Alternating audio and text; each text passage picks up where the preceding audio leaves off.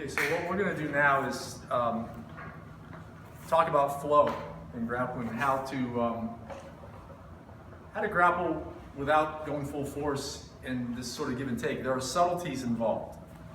It isn't just being easy on people and then letting them just work. You actually make them do certain things and give a certain amount of pressure.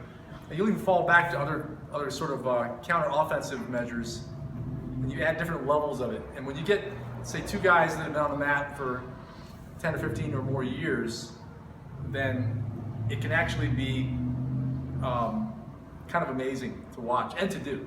But it's a way to build your endurance and to reinforce good fundamentals, formation of base, movement, balance, all that, sort of attenuating pressure. And you always see, like, I'm going to keep this moving, and there's no lockdown involved, so you'll get sweaty, you'll work up a good sweat. So I'm here with Chris, and we start off, and this is just, I took my gloves off because we're just going to grapple. There are of course ways of doing this in an MMA context, but this week I want to stress just the grappling and get more people to do this. We're going to start doing it even as a warm-up. It's like, okay, 5-minute round of flow, and use that as a way to keep, because what I'm finding is this: if people who can't spar or don't spar, their endurance just dies. They lose their endurance because they're not getting that work, and this is good work. Okay, so we're here, and I might just pop the arm, go for my single. All right. And once we're here, you see he starts working his defense, his guard defense. Go ahead. And if I start to clear it, he'll let me come through. Like, he gets his underhook and he comes up. And now he goes for his single. He takes me down, circles behind. All right. And now I'll get up and start moving and put him in my guard. And then we'll work from here a bit. You see, I'm grabbing and pulling things, and he's working the pass. But we're sort of making these moment by moment choices of exactly how much to pull or to give, and to make it interesting. All right. In some cases, I will stick with something long enough just to get him to do a certain thing that I think would be a good idea. I do that with my students a lot. All right. So we'll keep going. And, I might sit up from here and get my underhook and get my elevator, and he gets his underhook again, comes up to my back, and now he's working. Okay. And so as we go, we start to feel like, okay, we'll increase the pace. I'm stopping and talking now, but if we increase the pace, it really gets to be, you see more of the elegance of Jiu-Jitsu come out, as well as the combination of wrestling and Jiu-Jitsu as you alternate back and forth. So here we go. And then along the way, I might get a finish, and he taps, and then I let it go, and then he keeps working. Here we are.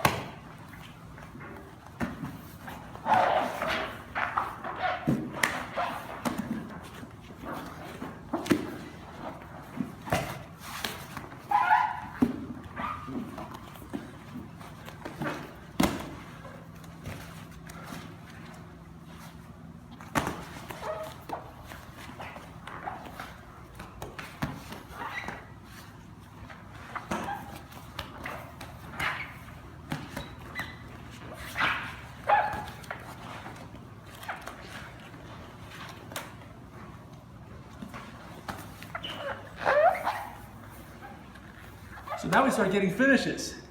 We start going back and forth. He gets whatever he wants. Keep it.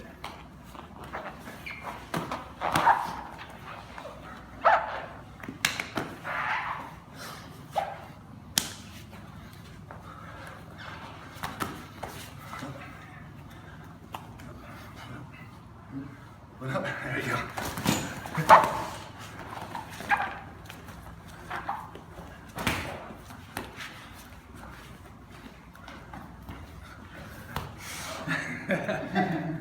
It's okay.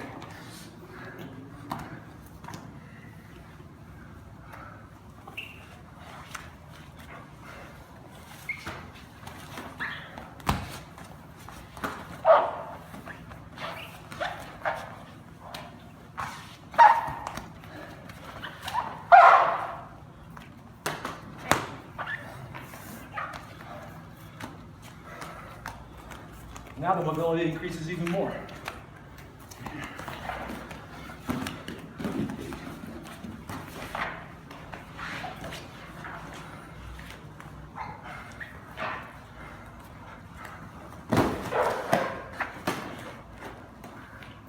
Tangles up my shirt, yeah.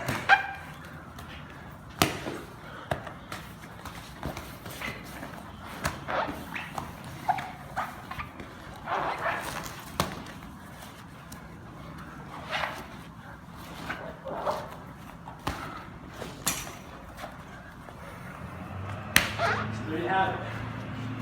But you keep going, you keep thinking of options. If your partner is sufficiently advanced, he is aware of what's up, and he knows who to be to make it come together, but still make it work. So there's a fine line where you want to give resistance, but you also want to form yourself correctly to where you're facilitating arm locks and things and other options, offensive options. But notice how we started with movement, position, and escapes, and then we went into finishes. And eventually, what will happen is it gets even more subtle. Where, for example, he's here on his back, and yeah, I'm here. I pass, and I start working toward this Kimura, and he blocks it. So then I pop up. With the arm lock, he blocks it, he holds out, he sits up, triangle, and then it's arm. Or off a triangle, he puts his arm here, and I'm following up, double plata. All of this in a flow because we're communicating without talking.